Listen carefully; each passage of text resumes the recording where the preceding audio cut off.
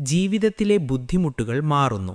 നബി സ്വല്ലല്ലാഹു അലൈഹി വസല്ലം പറഞ്ഞു, ആർ സ്ഥിരമായി ഇസ്തിഗ്ഫാർ ചെയ്യുന്നോ അല്ലാഹു അവന് എല്ലാ കഷ്ടതകളിൽ നിന്നും മോചനം നൽകും. 4. റിസ്ക് അഥവാ ഉപജീവനം വർദ്ധിക്കുന്നു. ഇസ്തിഗ്ഫാർ പറയുന്നവർക്ക് അല്ലാഹു അപ്രതീക്ഷിത വഴികളിലൂടെ ഹലാൽ ഉപജീവനവും ബർക്കത്തും നൽകുന്നു. 5. ദുആഉകൾ സ്വീകരിക്കപ്പെടുന്നു. പാപങ്ങൾ ദുആക്ക് തടസ്സമാണ്. ഇസ്തിഗ്ഫാർ വഴി ആ തടസ്സങ്ങൾ നീങ്ങുകയും ദുആഉകൾ സ്വീകരിക്കപ്പെടുകയും ചെയ്യുന്നു. 6.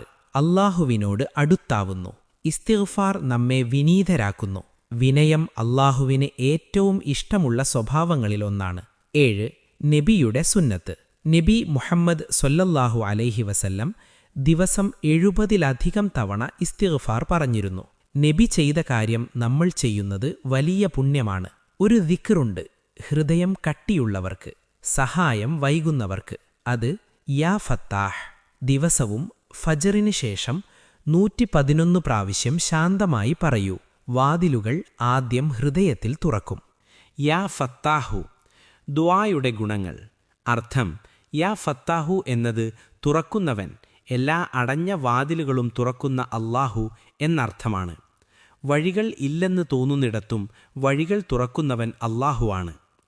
യാ ഫത്താഹു എന്ന് വിളിച്ചു ദുആ ചെയ്യുന്നതിന് ഉള്ള ചില ആത്മീയ ഗുണങ്ങൾ: ജീവിതത്തിലെ തടസ്സങ്ങൾ നീങ്ങാൻ. ജോലി, പഠനം, വ്യാപാരം, വിവാഹം തുടങ്ങിയ കാര്യങ്ങളിൽ തടസ്സങ്ങളുണ്ടെങ്കിൽ യാ ഫത്താഹു എന്ന് ആവർത്തിച്ച് ദുആ ചെയ്യുന്നത് അല്ലാഹുവിൻ്റെ സഹായം നേടാൻ സഹായിക്കും. റിസ്ക്, ഉപജീവന മാർഗങ്ങൾ തുറക്കാൻ ഈ നാമം വളരെ പ്രഭാവശാലമാണ്.